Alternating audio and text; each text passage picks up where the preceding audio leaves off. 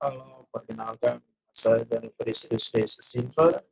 Saya adalah salah satu mahasiswa S3 Nusantara Kupang, Prodi S1 Keperawatan, dengan NIM 1420120014E. Yang kali ini saya akan membahas tentang transkultural keperawatan, globalisasi dan perspektif transkultural diversity dalam masyarakat.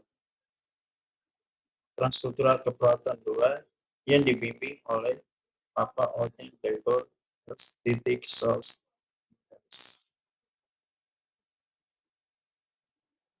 Pertama, keperawatan transkultural dan globalisasi dalam layanan kesehatan.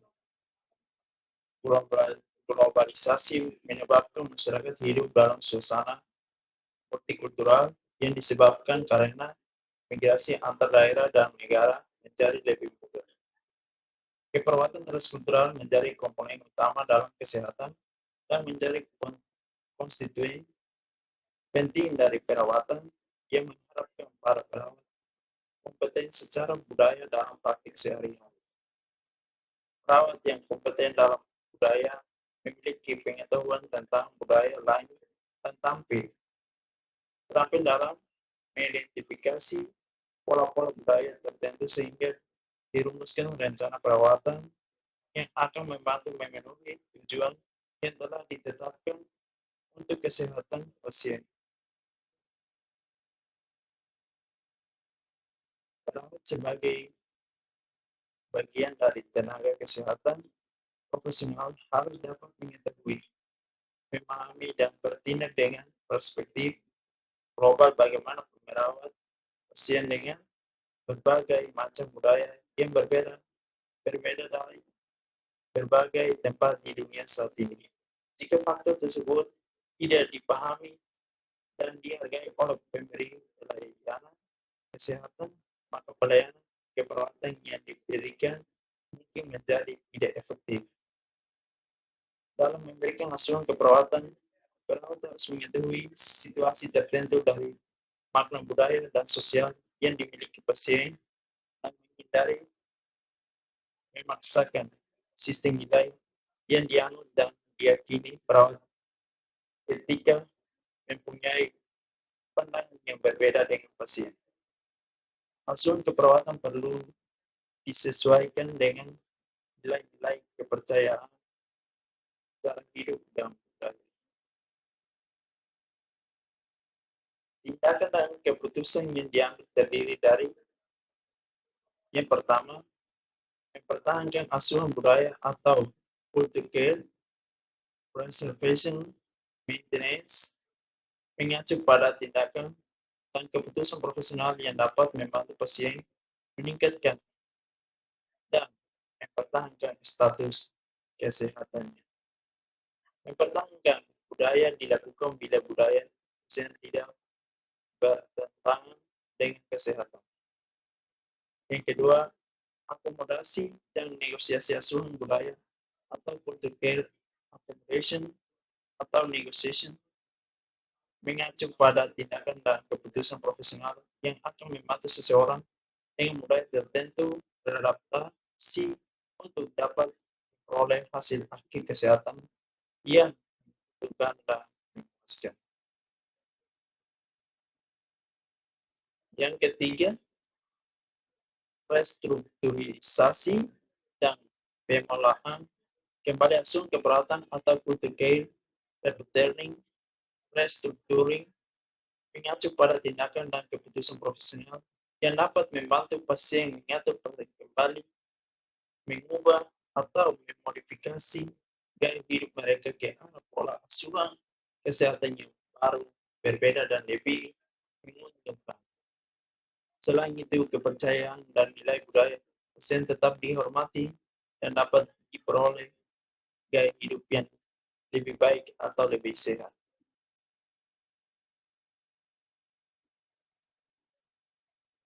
Yang kedua, baik konsep dan prinsip dalam teori keperawatan transkultural.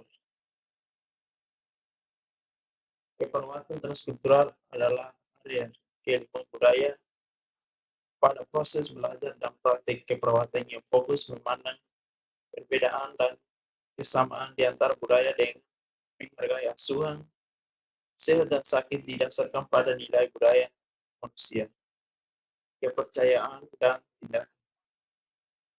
Budaya adalah norma atau aturan tindakan dari anggota kelompok yang dipelajari dan dibagi serta memberi petunjuk dalam berpikir, bertindak, dalam mengambil keputusan.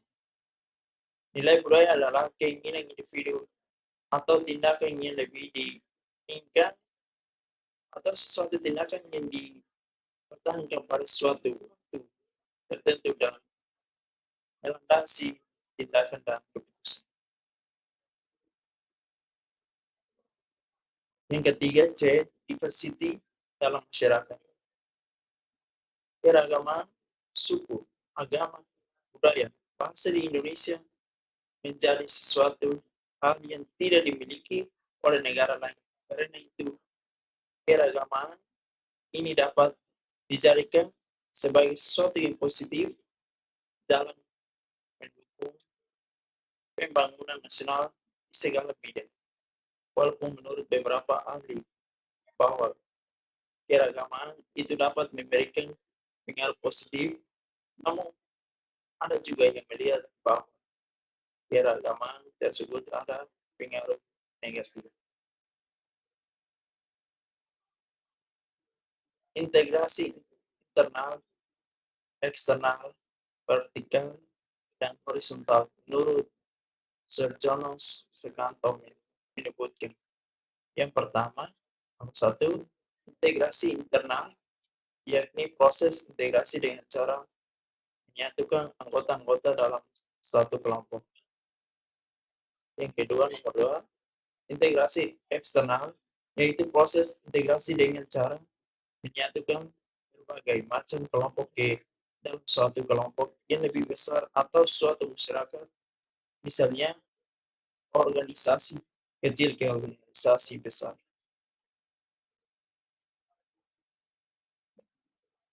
Yang ketiga, nomor tiga, integrasi vertikal, yaitu proses integrasi dengan cara melakukan pengendalian tunggal terhadap beraneka ragam individu atau kelompok-kelompok yang memiliki perbedaan-perbedaan.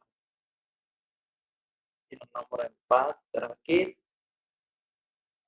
integrasi horizontal, yaitu proses integrasi dengan cara melakukan pengendalian tunggal terhadap beraneka program individu atau kelompok yang memiliki persamaan.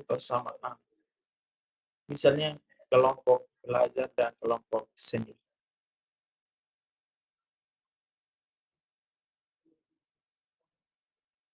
Yang keempat, D, alternatif pemecahan masalah yang timbul dalam masyarakat multikultural.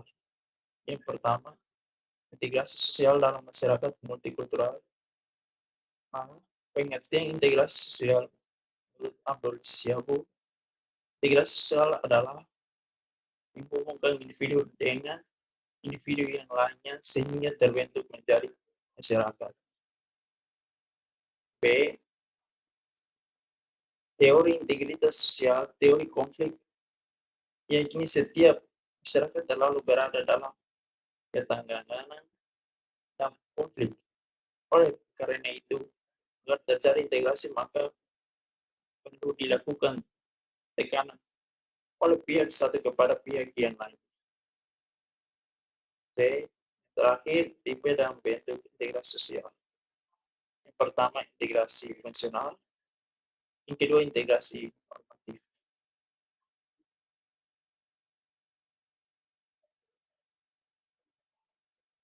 Nomor dua, yang kedua, bentuk integrasi dalam kehidupan masyarakat multikultural. Integrasi internal, eksternal, vertikal, dan horizontal menurut Sojourner Sukanto menyebutkan. Yang pertama, integrasi internal, yakni proses integrasi dengan cara menyatukan anggota-anggota dalam satu kelompok. Yang kedua, integrasi eksternal, yaitu proses integrasi dengan cara menyatukan berbagai macam kelompok ke dalam suatu kelompok yang lebih besar atau satu masyarakat. Misalnya organisasi kecil ke organisasi besar.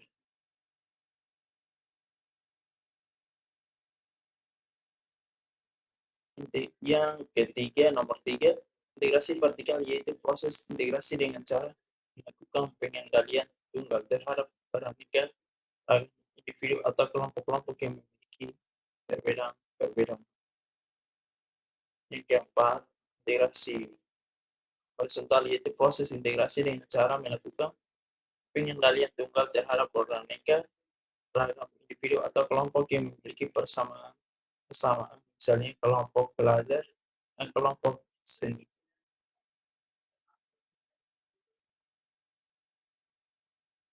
Yang kelima, integrasi instrumental dan ideologis. Yang pertama, integrasi instrumental, yaitu integrasi yang tampak secara visual dari adanya ikatan-ikatan sosial di antara individu-individu di dalam masyarakat. Yang kedua, integrasi ideologis, yaitu integrasi yang terbentuk karena adanya ikatan spiritual atau ideologis yang kuat dan mendasar melalui proses ramian tanpa adanya suatu ikatan tertentu.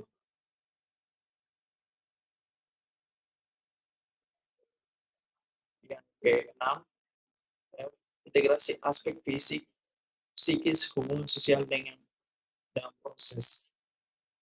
Yang pertama, aspek fisik, dilihat dari aspek fisik atau wadahnya, integrasi sosial bisa terbentuk organisasi atau paguyuban.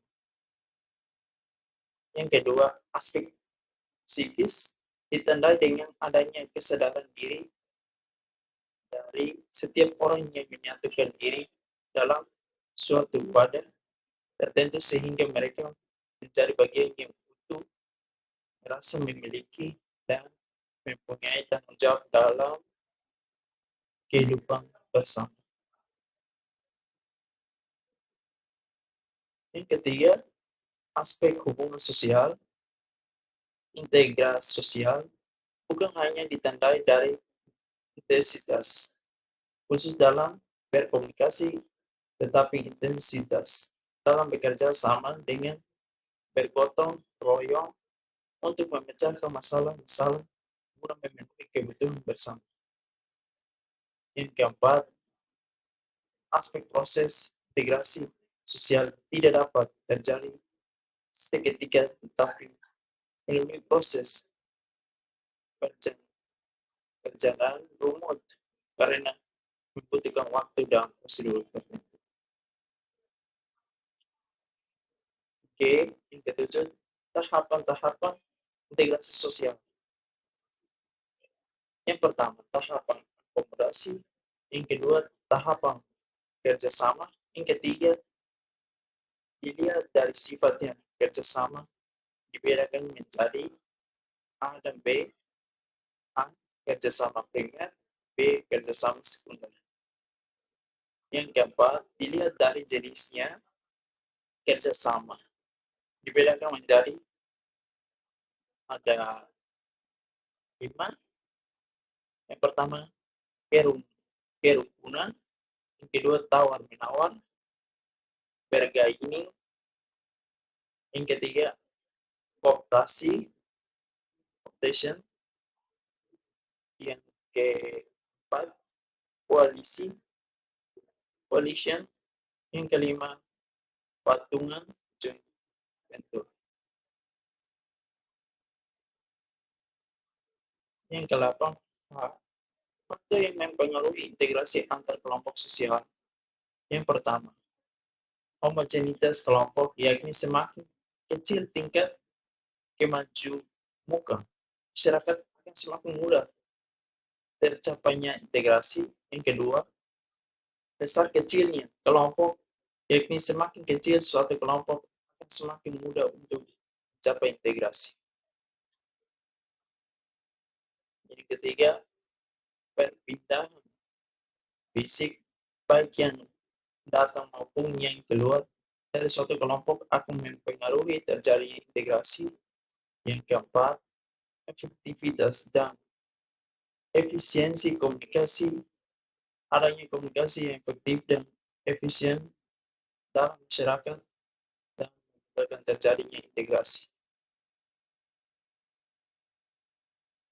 Yang kesembilan ini faktor pendorong integrasi antar kelompok sosial. Pertama, faktor internal, yakni faktor pendorong yang berasal dari kelompok. Faktornya adalah yang pertama, kesadaran diri sebagai makhluk sosial, yaitu makhluk yang selalu hidup bersama. Yang kedua, tuntutan, kebutuhan yang semakin meningkat. Yang ketiga, jiwa dan semangat gotong royong. Yang kedua, faktor eksternal, yakni faktor pendorong yang berasal dari luar kelompok. Faktornya adalah yang pertama, tuntutan perkembangan zaman, yang kedua, persamaan kebudayaan, yang ketiga, terbukanya kesempatan, yang keempat, persamaan visi, misi, dan tujuan, yang kelima, sikap menghargai atau toleransi terhadap kelompok lain, yang keenam, adanya konsensus nilai-nilai antar kelompok sosial, yang ketujuh, adanya tantangan dari luar.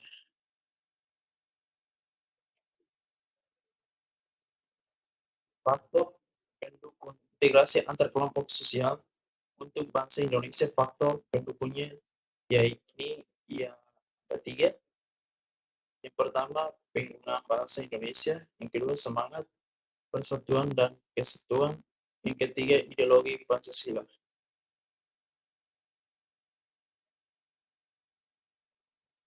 Keberhasilan integrasi antar kelompok sosial, yang pertama, setiap anggota masyarakat dapat memenuhi kebutuhan pokoknya. Yang kedua, telah dicapai konsensus bersama mengenai nilai norma dasar. Ketiga, nilai atau norma tersebut telah hidup dan berkembang dalam waktu yang lama dan konsisten.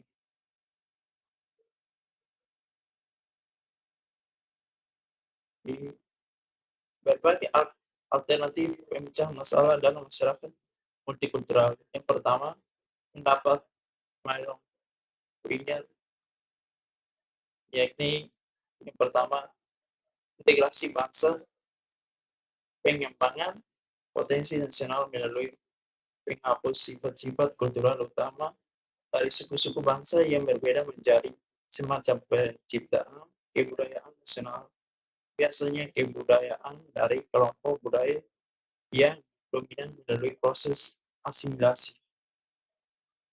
Yang kedua, integrasi wilayah lebih dahulu dilaksanakan adalah pembangunan negara, state building, dan baru kemudian dilaksanakan pembangunan bangsa. Yakni satu, yang pertama, pemerintahan pusat mampu melaksanakan kontrol terhadap penguasa daerah yang lebih rendah. Yang kedua, penciptaan undang-undang yang seragam. Yang ketiga, pengembangan transportasi dan komunikasi. Integrasi nilai berarti hapus ada pengakuan akan adanya prosedur yang dapat diterima oleh semua pihak guna memecahkan konflik yang ada. Integrasi elit, massa, dan pemerintah, massa yang diperintah. Demokrasi tidak ada pemusuhan masyarakat yang besar dan kuat sehingga kekuasaan tidak dibutuhkan lagi. Masyarakat multikultural. Yang pertama, sikap kritis, yakni perbuatan yang didasarkan pada pendirian, pendapat atau keyakinan, bersifat selalu berusaha menemukan kesalahan atau kekeliruan atau tajam dalam penyelidikan. Yang kedua, sikap toleransi, yakni sikap menghargai pendirian, pendapat, pandangan, kepercayaan, kebiasaan orang lain yang berbeda dengan diri sendiri. Yang ketiga, sikap empati, yakni keadaan mental yang membuat seseorang merasa atau mengidentifikasinya dan dirinya dengan pihak lain atau kelompok lain. Baik, sekian dan terima kasih.